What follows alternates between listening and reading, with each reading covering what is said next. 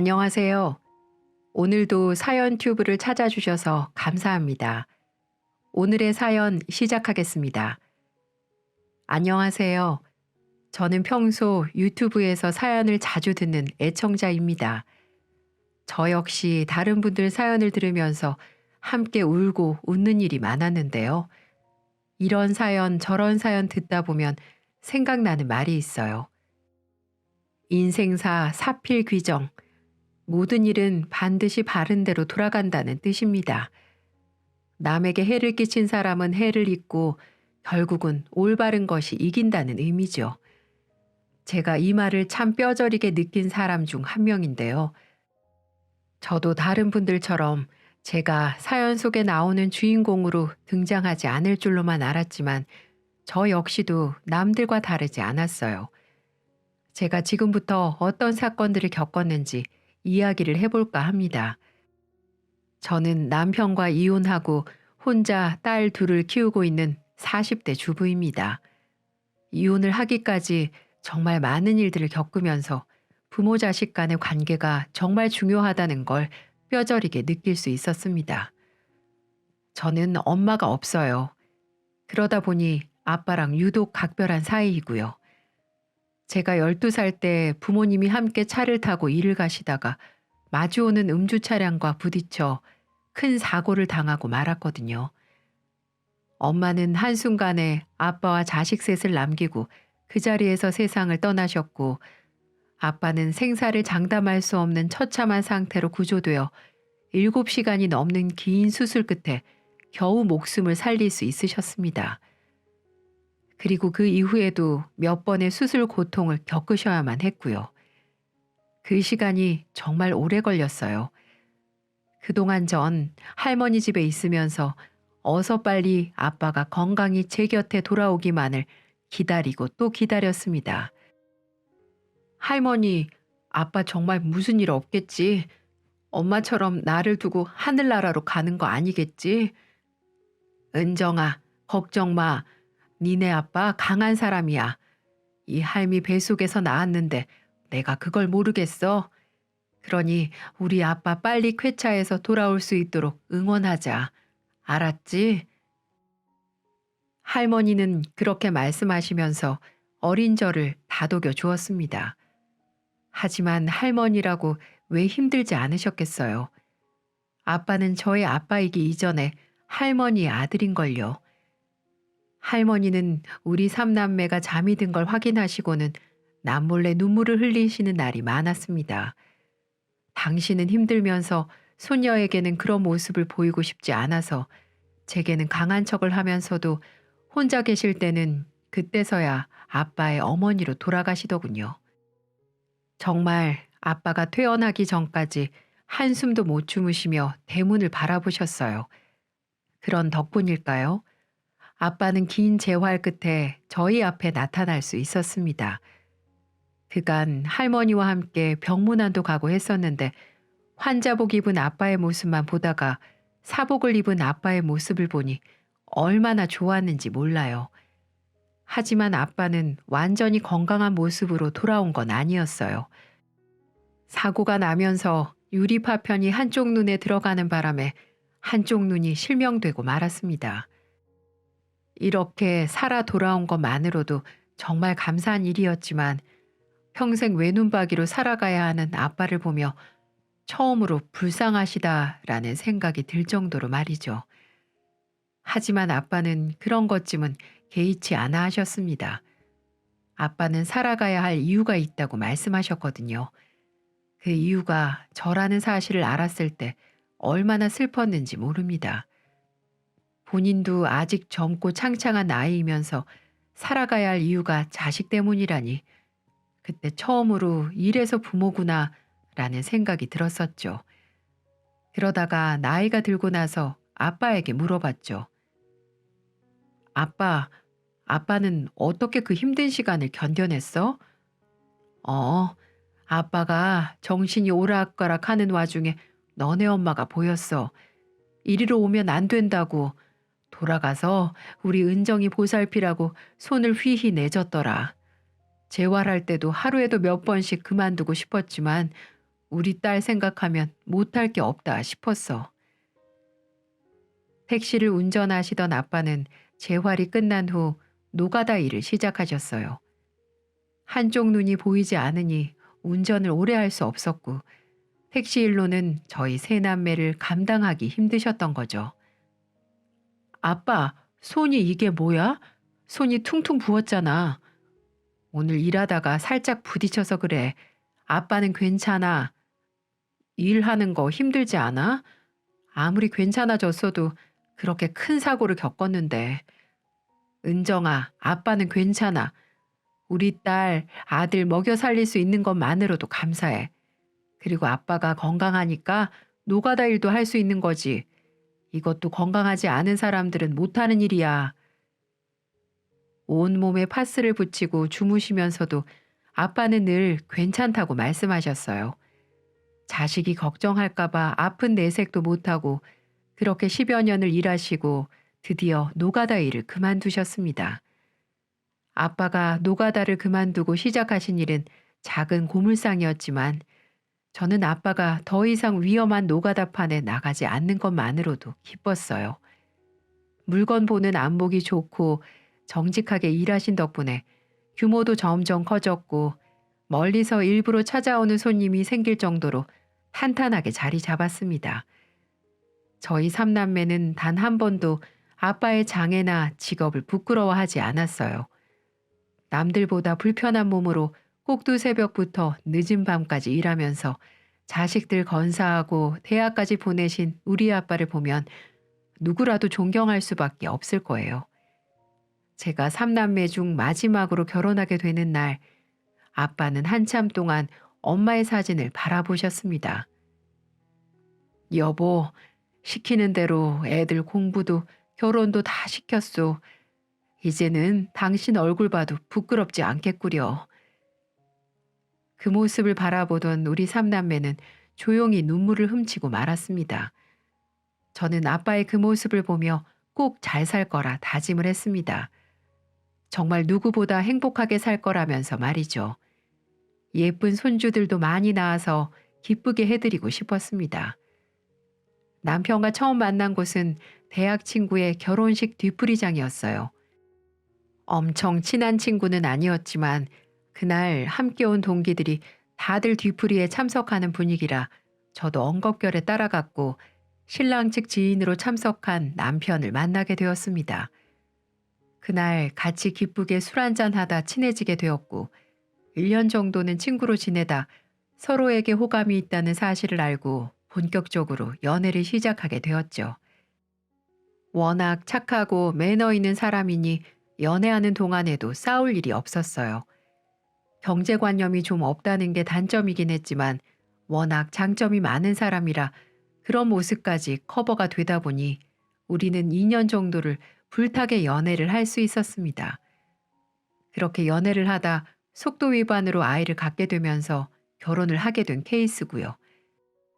하지만 결혼은 연애와 다르다고 했던가요? 막상 결혼을 해보니 과거에 보지 못했던 남편의 단점들이 보이기 시작하면서 실망을 하기 시작했습니다. 여보, 보험료가 연체됐다고 전화 왔어. 무슨 일이야? 아, 거래처에서 아직 돈이 안 들어왔네. 여기는 꼭 일주일 지나서 주더라고. 거래를 끊던가 해야지 원. 다음 주면 들어올 거야. 걱정하지 마. 아니, 거래처에서 자꾸 돈을 늦게 보내면 그거에 맞춰서 여유 자금을 만들어 놔야지. 당신 통장에서 공과금이 다 나가는데 자꾸 이런 식으로 미납됐다고 연락 오면 어떻게 해? 그게 왜 내 잘못이야? 돈을 늦게 보낸 그 사람들이 잘못이지. 그리고 나는 스트레스 안 받는 줄 알아? 나도 죽겠다고. 매일같이 가서 돈을 달라고 해도 수금이 안 돼서 돈이 없다고 하는데 나보고 어쩌란 말이야. 안 그래도 짜증나 죽겠는데 왜 불난 집에 부채질 하는 건데? 제발 부탁이니 당신만이라도 잔소리 좀 그만해. 남편은 유통업 개인 사업을 하고 있었습니다. 하지만 처음에는 잘 되는가 싶더니 3년 전에 여러분이 다 아시는 코로나가 터지기 시작하면서 곤두박질하기 시작했어요.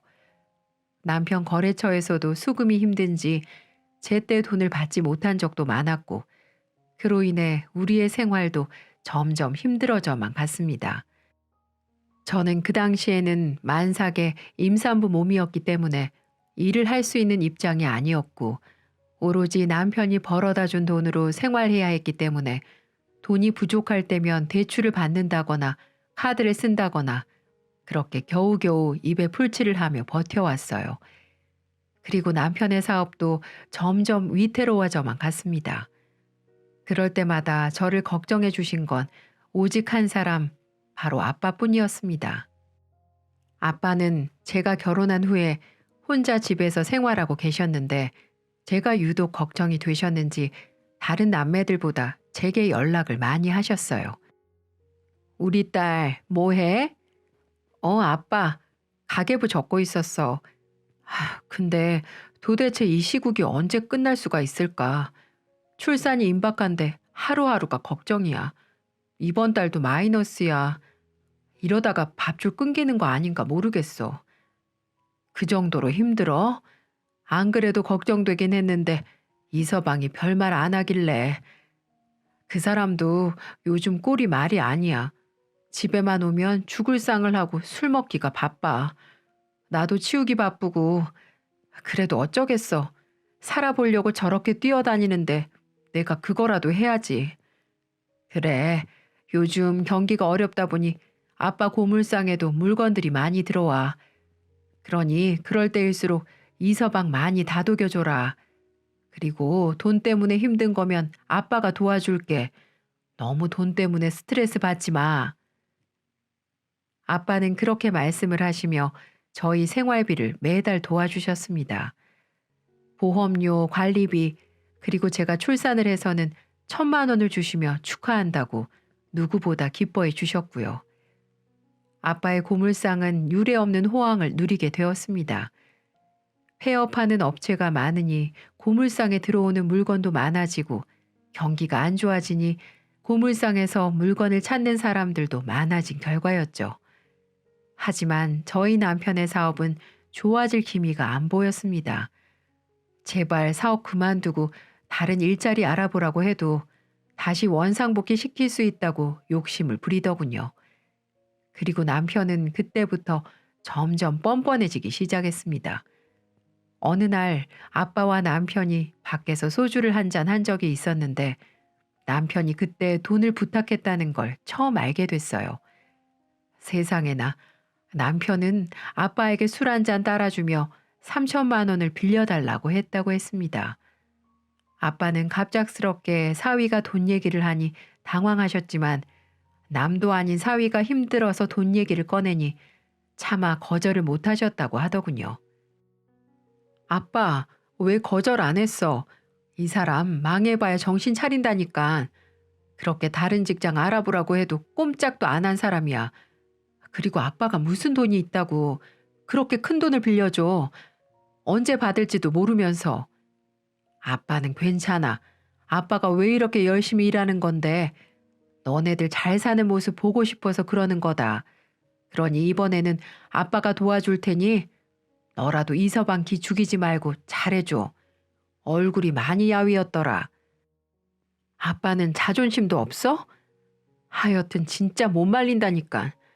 아무튼 앞으로 또 이서방이 돈 부탁하면 들어주지 마.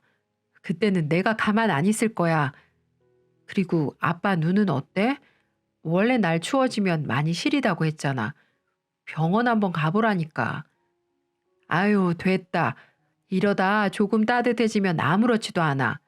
조금만 참으면 되는데 뭐하러 병원에 가니? 병원 가봤자 뭐해. 돈만 쓰고 오지. 무슨 소리야. 보이든 보이지 않던 아빠가 불편하고 아프잖아.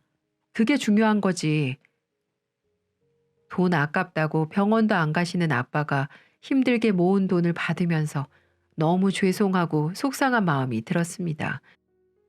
너무 속상하고 마음 아파서 혼자 거실에서 울고 있는데 남편이란 놈은 아빠와 술 한잔하고 들어오더니 오자마자 아무렇지도 않은 듯 드르렁거리며 코까지 골면서 자더군요. 정말 그 순간은 꼴 보기가 싫어 물을 엎질러 버리고 싶은 심정이었어요. 그래도 아빠가 하신 말씀이 있으니 이번 한 번은 그냥 넘어가기로 했습니다. 그래도 이걸로 위기를 잘 이겨내고 아빠한테 더 좋은 거 해드리면 되겠지라며 애써 스스로를 위안하기도 했고요. 그런데 남편이란 작자는 정신머리가 나간 건지 양심을 얻다 팔아먹고 온 건지 몇 개월 후 또 손을 벌리기 시작했습니다. 아빠에게 또 돈을 받을 생각을 하더라고요. 그날은 우리 딸 돌잔치를 했었던 날인데 시국이 시국인지라 가족들만 모시고 조촐하게 돌잔치를 했습니다. 사진도 찍으면서 말이죠. 그런데 돌잔치가 끝나고 저희 집에서 함께 저녁 식사를 하기로 했는데 세상에 그 자리에서 뻔뻔하게 아빠에게 돈을 요구하는 게 아니겠어요? 장인어른, 오늘 우리 딸 돌잔치 하신 거 보셨겠지만 저는 우리 딸을 볼 때마다 가슴이 아파요. 아마 장인어른도 제 아내 키우면서 그런 생각 많이 하셨을 겁니다. 그래서 제가 더 열심히 살아야겠다는 생각이 들고요. 그런데 사람 일이라는 게 마음 같지가 않네요. 은행 대출에 직원들 월급에 정말 죽고 싶을 정도로 요즘 너무 힘이 들어요.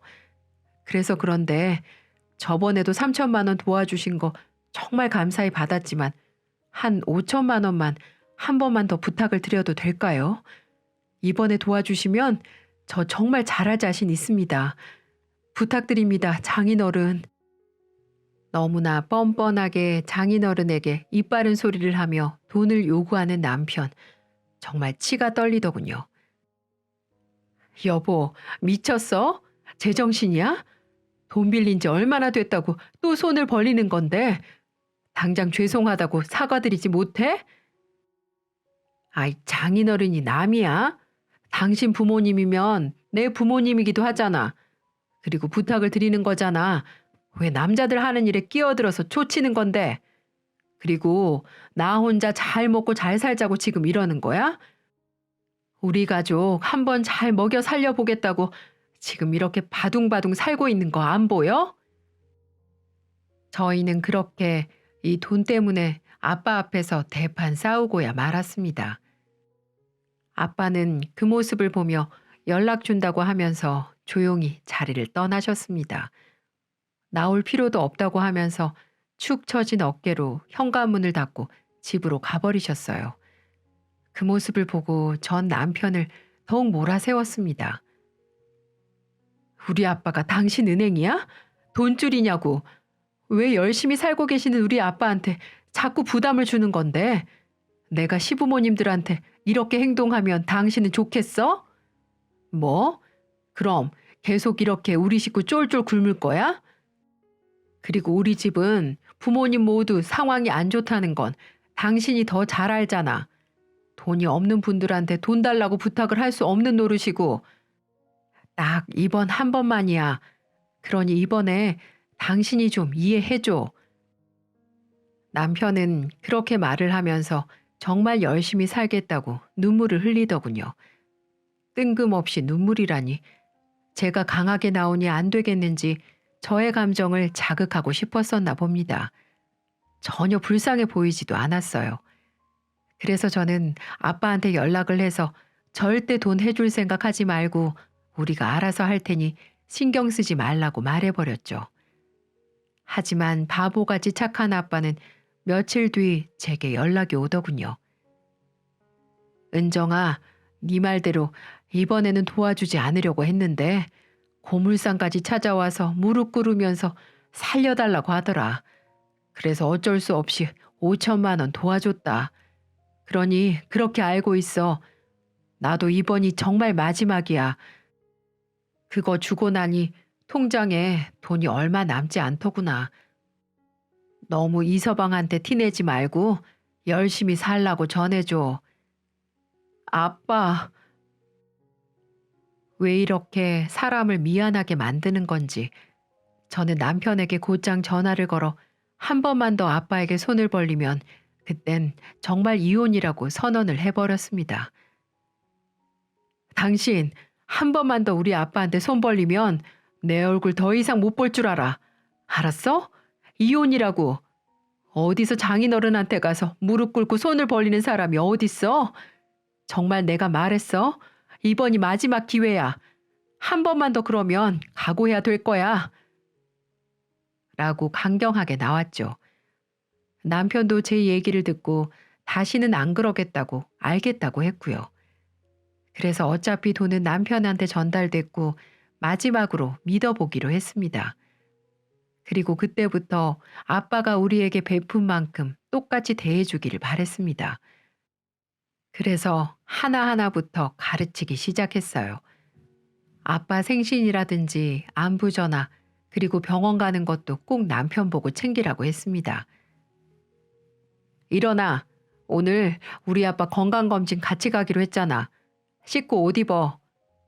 아, 그냥 장인어른 혼자 가시면 안 돼? 당신만 갔다 오든가. 어제 술 많이 먹어서 피곤해 죽겠는데 꼭 모셔다 드려야 해? 당신 나랑 한 약속 잊었어?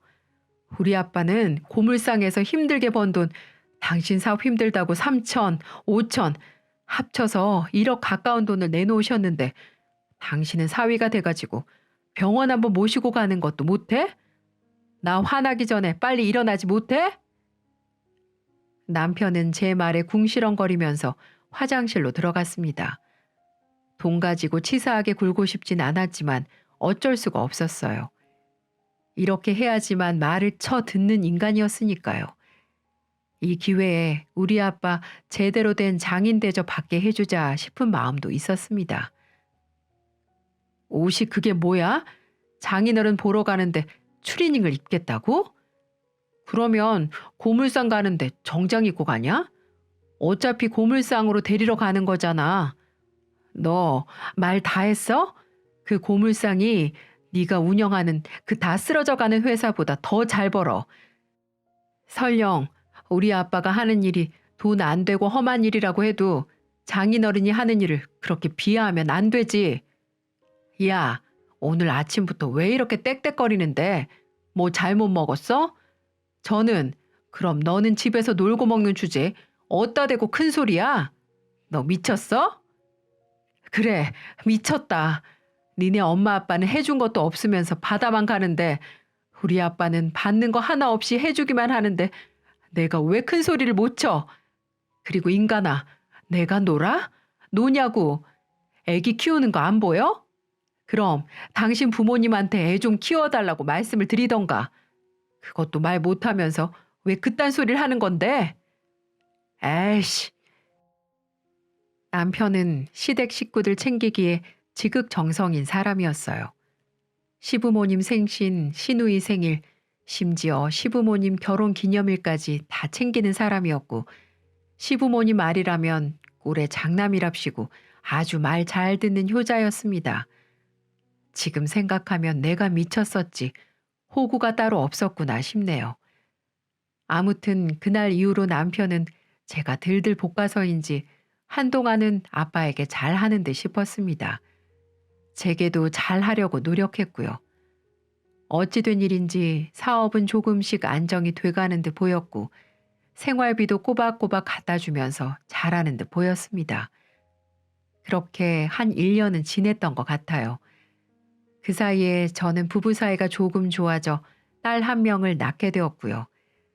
그래서 저는 사실 남편에게 기대를 조금 했던 것도 사실입니다. 앞으로는 우리 네 식구가 지금처럼 행복해질 거라 믿고 제 맡은 일을 다하며 생활하며 지내려고 했었고요. 하지만 둘째가 100일이 될 무렵부터 남편은 제 속을 다시 긁기 시작했습니다. 진짜 저 처죽일 인간. 여기에다 글을 쓰기 힘들 정도로 지금도 분노가 차올라오네요. 남편은 조금씩 자리를 잡더니 거래처 사장들과 함께 골프를 치러 다니기 시작했습니다. 그러면서 회사를 믿는 직원들에게 맡기고 전국을 돌아다니며 골프에 미쳐 살더라고요. 어느 날은 외박하는 날도 있었고 TV를 보면 골프 채널밖에 보지 않더라고요. 그러면서 고가의 골프채를 사기 시작했고 옷이라든지 골프와 골프 비용 등등 그런데 돈을 쓰느라 카드값이 한 달에 1,000만 원이 넘게 나오는 겁니다. 첫 달은 영업하느라 그런가 보다 하고 넘어갔지만 둘째 달, 셋째 달도 이어지다 보니까 도저히 가만히 지켜볼 수만은 없었어요. 그래서 이를 악물고 말을 했죠. 당신 이것 봐. 지금 카드값이 얼마나 나온 줄 알아? 쓰더라도 적당히 써야지. 그리고 사용 내역 보니까 전부 골프 관련돼서 카드를 썼던데 그럴 시간에 회사에 신경을 쓰거나 가정에 신경을 써. 그러다 예전처럼 망하면 또 어쩌려고 그래? 또 재수 없는 소리 한다. 하여튼 누가 잔소리꾼 아니라고 할까 봐. 이래서 내가 바깥으로 도는 거 아니야. 그리고 요즘 취미로 골프 좀 치고 있는데 그걸 가지고 뭐라고 하면 되겠어? 솔직한 말로 내가 바람을 폈어? 뭘 했어? 짜증나게 하지 말고 그만해라. 이렇게 말을 하며 오히려 제게 화를 내는 거 있죠. 적반하장도 유분수지. 카드는 본인이 다 써놓고 저렇게 또 뻔뻔하게 나오는 걸 보고 분명 조만간에 무슨 일이 생기겠구나라는 생각이 강하게 들었습니다. 그리고 저의 그 불길한 예감은 현실이 되고야 말았습니다. 남편 회사가 다시 쫄딱 망하는 상황이 발생되고 말았습니다. 회사에 신경도 쓰지 않고 바깥으로만 돌던 남편은 가장 믿었던 회계팀 직원에게 사기를 당하고 말았습니다. 남편은 모든 회사 일을 그 직원에게 맡겼는데 그 직원은 회사 자금을 공금 횡령하고 도망가고 말았던 거였어요. 그 돈이 자그마치 5억 원이었습니다. 물론 남편 회사가 그렇게 큰 회사가 아니라 중소업체였기 때문에 누가 들으면 에게 겨우 그것 가지고 라고 말씀할 수 있겠지만 작은 회사를 운영하는 회사에서는 그 돈은 정말 큰 돈이었습니다. 남편도 마찬가지였고요. 남편은 큰 충격에 빠진 듯 했습니다. 형제처럼 가까운 사람한테 뒤통수를 맞았으니 그럴 만도 하겠죠. 우선 경찰에 신고는 했지만 그 사람이 돈을 숨기거나 이미 써버렸으면 그만이었어요. 당장 거래처에 메꿔야 하는 돈이 2억쯤 돼 보였는데 그걸 막지 않으면 남편은 이제 정말 그 작은 회사가 망하는 것밖엔 길이 보이지 않았습니다. 하지만 남편은 그걸 또 어떻게 막아보겠다고 여기 뛰고 저리 뛰고 하더군요. 그리고는 어디서 빌려왔는지 모르겠지만 절반 정도는 구해왔더라고요. 그리고 그 부족한 부분을 메꾸기 위해 연락한 곳은 바로 제 아빠였습니다. 남편은 뻔뻔하게도 집에서 소주 3병을 먹더니 제 앞에서 아빠에게 연락을 하더군요. 제가 전화하면 이혼이라고 해도 인사불성이 돼서 저를 밀치면서 전화를 하고야 말았습니다. 장인어른, 이서방입니다. 요즘 고물상 잘 운영하고 계시죠? 다름 아니라 제가 술 좀 먹었습니다. 맨정신으로는 도저히 죄송해서 말씀 못 드릴 것 같아서요. 제가 회사 직원에게 사기를 당해서 다시 회사 사정이 안 좋아졌어요. 그래서 그런데 1억만 도와주실 수 있을까요? 도저히 구해봐도 나올 구멍이 없어 연락을 드렸습니다. 남편은 당연하듯이 아빠에게 부탁을 하더군요. 하지만 아빠는 이번에는 그 부탁을 들어주지 않았습니다. 정말 아빠도 이제 돈이 없었던 걸로 보였어요. 그 돈을 마련하려면 대출을 받아야 하는 상황이었죠. 그러면서 아빠는 이제 그만 사업 접고 다른 일자리를 알아보라고 권하신 것 같았습니다. 남편은 아빠가 거절을 하자 돌변하기 시작했어요. 정말 어쩜 사람이 이렇게나 간사한지. 전화를 끊고 남편은 미치광이처럼 발악을 하며 욕설을 내뱉더군요. 당신 지금 뭐라고 했어? 뭐 어쩌라고. 한쪽 눈도 안 보이는 장님이 어따 대고 훈계질이야? 그깟 고물상에서 일하니까 보는 눈이 그거밖에 없지. 지가 뭘 안다고. 세상 물정 모르는 장님 주제에. 야! 야! 이 쓰레기 같은 자식아. 지금 우리 아빠 보고 한쪽 눈도 안 보이는 장님이라고 한 거야? 뭐가 어째? 그깟 고물상? 아이씨, 애비나 딸년이나 부녀가 쌍으로 더럽게 치사하게 구네. 꼴랑 1억 얼마 해주고서는 왜 유세 떨고 지랄이야. 애비가 그 모양이면 너라도 알아서 기어야 할 거 아냐. 이렇게 말을 하면서 아이를 안고 있는 제게 뺨을 후려치는 겁니다. 내가 지금 무슨 말도 안 되는 상황을 겪은 건지, 이게 현실이 맞긴 한 건지, 저는 충격과 배신감으로 온몸이 부들부들 떨렸습니다. 언제 이렇게 괴물 같은 사람이 되었는지 믿을 수가 없었어요. 남편은 그렇게 소리를 지르고는 집을 나가버리더군요. 저는 혼자서 아이를 안고 얼마나 소리를 지르며 울었는지 몰라요. 제가 우니 제 새끼들도 따라서 울더군요. 이제는 정말 이 인간과 끝을 내야만 했습니다. 돈을 도와줄 때는 장인어른 하더니 이번에 거절을 하니까 장님이라뇨? 이건 사람 새끼도 아니었습니다.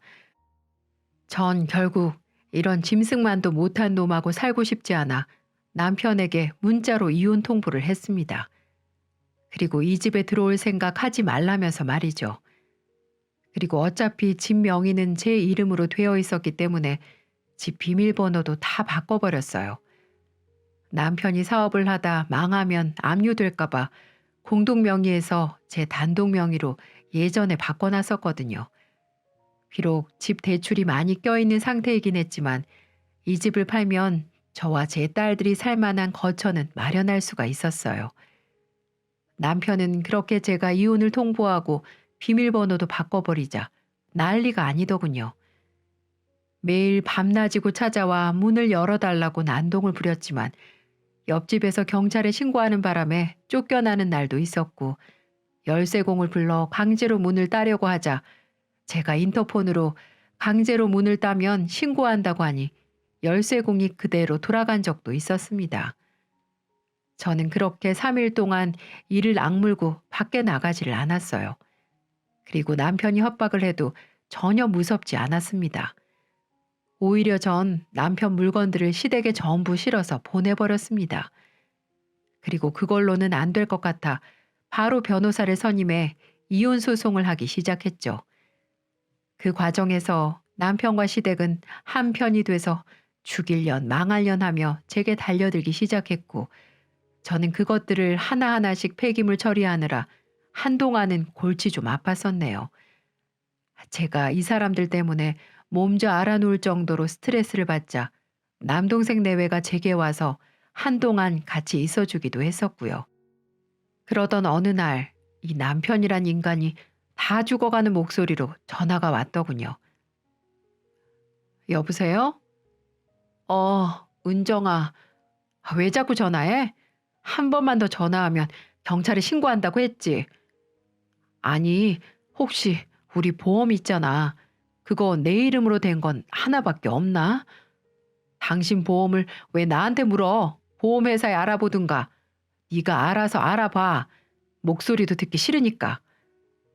나 암이래. 위암 2기. 지난주에 수술하고 보험금 청구하려는데 실효가 돼서 받을 수가 없대. 보험금 연체돼서 지급해 줄 수가 없다고. 앞으로 꾸준히 치료받으면 완치될 가능성이 높다고 하는데 치료비가 걱정돼서 말이야. 그래서 말인데 내 앞으로 나 모르는 보험이 있나 해서. 그러니까 그걸 이제 나한테 왜 묻냐고. 거기서 실효됐으면 실효된 거겠지. 네가 네 보험 안 낸 거 가지고 나를 왜 찾냐고. 너 우리 아빠 보고 눈 안 보이는 장님이라고 한 건 기억나니? 이제 보니 본인 거 하나 못 챙기는 걸 보니 네가 장님이네. 내가 보험료 밀렸다고 할 때는 귓등으로도 안 듣더니 꼴 좋다. 그게 다 너랑 니네 가족 업보야, 업보. 암튼 나 모르겠으니까 전화하지 마. 목소리만 들어도 소름 끼치니까. 은정아, 내가 진짜 미안해. 잘못했어. 내가 무릎이라도 꿇으라면 꿇을게. 내가 잠시 그때는 미쳤었어. 다른 건 몰라도 당신한테 손찌검하면 안 됐었는데 나도 모르게 그만. 근데 당신도 알잖아. 나 그때 제정신이 아니었던 거. 그거 뭐냐? 아, 맞아. 심신미약 상태였다고. 그러니 이렇게 사과할게. 장인어른한테 전화해서 만나 뵙고 무릎 꿇고 사과드릴게. 그러니 우리 더럽게 이혼 소송하지 말고 다시 예전처럼 잘 살아보자. 당신이 말하는 대로 사업 줬고 다른 일자리 알아볼게. 야, 너 뭐라고 하냐 지금? 왜? 이제 암 걸리고 옆에서 뒤치다꺼리 해줄 사람 없으니까 그제서야 가족이 눈에 보이기 시작하든. 근데 어쩌냐? 이미 내 마음은 저 멀리 떠나가는 걸. 그러니까 있을 때 잘해야지. 여자는 남자랑 달라서 한 번 마음 먹은 거 절대 변하지 않아. 그래서 여자가 무섭다고 하는 거야. 이 등신 같은 놈아. 마음 같아서는 나 폭행한 거 경찰에 신고하고 싶지만 애들 봐서 참는 거야. 하지만 지금 이 순간부터 한 번만 더 이딴 소리 짓거리면 그때는 나도 가만히 안 있을 줄 알아. 저는 그렇게 말하며 오열을 하는 전 남편 놈을 뒤로하고 전화를 끊어버렸습니다. 애걸복걸하는 남편의 목소리를 들으니 묵은 채증이 확 내려가는 기분이 들더군요. 이걸 보시는 분들은 저를 욕하시는 분들도 계실지 모르겠지만 제가 해줄 수 있는 건 정말 없었습니다. 솔직히 애들 아빠가 암이라는 소리를 듣고 충격을 받긴 했지만 그렇다고 곧 이혼을 마무리 짓는 상황에 제가 남편에게로 가서 간호해 줄 수도 없는 노릇이고요. 다행히 우리나라 건강보험이 잘 돼 있으니 아이들 아빠로서 치료 잘 받기를 바랬습니다. 그리고 아빠에게도 어느 날 전화가 왔습니다. 은정아, 네가 속상하고 화나는 건 알지만 아빠는 딱 여기까지만 했으면 좋겠다. 나도 내 딸이 아프고 힘들어하는 거 보면 당장이라도 그놈 새끼 면상을 후려 갈기고 싶지만 그래도 복수심에 불타서 마지막 인간의 도리까지 저버리면 안 되는 거야. 이쯤 하면 됐다. 뭐든 과하면 그 화가 나에게 돌아오는 법이야. 아빠는 전 남편이 위암이라는 이야기를 듣고는 적당한 선에서 합의 보고 용서해줘라 하시더라고요. 돈을 잃는 건 건강을 잃는 거에 비하면 아무것도 아니라고요. 그 사람은 건강을 잃었으니 모든 걸 잃은 거라고. 병원비 정도는 남겨주라고 말이죠. 처음에는 그게 무슨 소리냐, 치료도 못 받게 그 집 기둥 뿌리까지 뽑을 거라고 마음에도 없는 소리를 해댔지만 아빠는 내가 우리 자식이 소중하듯이 다른 부모들도 자기 자식이 소중한 거라면서 치료비 정도는 보태주라고 말을 하시더군요. 어쩜 이렇게 마음이 넓으신 건지 아마 손녀들이 눈에 밟히셨을 겁니다. 손녀들에게는 남편이 미우나 고우나 아빠라는 건 인정해야 할 테니까요. 은정아, 어차피 너 지금 살고 있던 아파트 대출 많이 껴있어도 팔면 돈은 조금 나오지 않니? 그걸로 충분히 아파트는 아니더라도 빌라는 들어갈 수 있을 거야. 그 돈이면 내가 이서방에게 빌려준 돈은 퉁쳤다고 생각을 해도 되지 않겠어? 애들 아빠니 그렇게 해. 선행을 베풀면 언젠가는 자신에게 돌아오는 법이야. 무슨 말인 줄 알았지? 그렇게 아빠의 의견을 따르기로 했습니다. 그리고 이혼 판결을 받고 남편에게 2천만 원을 따로 챙겨주었어요. 집을 팔고 남은 금액으로 말이죠. 그 전에 남편과 합의를 해봤습니다. 아빠에게 빌린 돈을 갚지 않아도 되는데 더 이상 우리한테 요구하거나 해코지하지 말라면서 말이죠. 그 조건으로 2천만 원을 주는 조건이었습니다. 마음 같아서는 아빠가 빌려준 돈 8천은 받고 싶지만 아빠가 용서해달라고 하시는데 어쩔 수가 있나요? 그렇게 남편과 저의 악연은 끝이 날 수가 있었습니다. 지금은 이혼을 하고 우리 딸들과 빌라를 얻어서 살까 하다가 그냥 아빠가 혼자 계시는 집으로 들어갔습니다.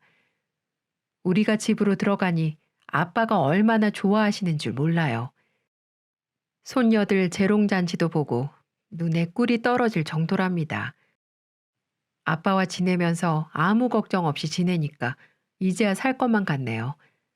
전 남편과 살 때는 언제 또 사고를 칠지 전전긍긍하며 지냈거든요. 요즘은 인생이 이렇게 살맛나고 재밌어도 되나 싶을 정도랍니다. 인생사 사필귀정이라더니 옛말이 틀린 말 하나 없네요. 전 남편은 그래도 정신을 차렸는지 무슨 우체국 택배 같은 걸 한다고 했습니다. 암도 거의 완치가 되었다고 하고요. 관리만 잘 받으면 몇 년 후에 완치 판정을 받을 수 있다고 하더군요. 처음에는 양육비 보내줄 돈이 없어 안 보내주더니 지금은 꼬박꼬박 양육비를 보내주고 있습니다. 그래서 딸들에게 아빠를 보여주고 있네요. 그러면서 제게 항상 미안하다고 하는데 저는 그 미안한 마음이 있으면 본인을 위해서 열심히 살라고 조언을 해 주었습니다. 딸들에게 이제는 못난 모습 보이지 말라면서 말이죠. 진작 정신을 차렸으면 얼마나 좋았을까 하는 생각도 들더군요. 제 사연은 여기까지입니다. 때로는 웃고, 때로는 울고, 때로는 분노하고, 때로는 가슴 아픈 일도 많았지만 요즘 그게 제 인생이라고 생각하며 살아가고 있습니다. 저도 언젠가는 다시 행복해질 날이 찾아오겠죠. 지금까지는 아빠가 우리 삼남매를 키워주시며 고생을 하셨는데 지금은 제 차례인 것 같네요. 며칠 전 아빠 얼굴을 보니 흰머리도 많이 생기고 주름도 많이 생겼더라고요. 나이 70이 넘으셨는데 그럴 만도 하시겠죠. 그래서 아빠랑 제 딸들이랑 행복하게 살면서 축복받으며 살 수 있도록 열심히 살겠습니다. 아빠에게는 정말 잘하겠습니다. 지금 이걸 보시는 모든 분들도 축복받으시길 바라고 2022년에는 좋은 일만 가득하시길 기원합니다. 감사합니다.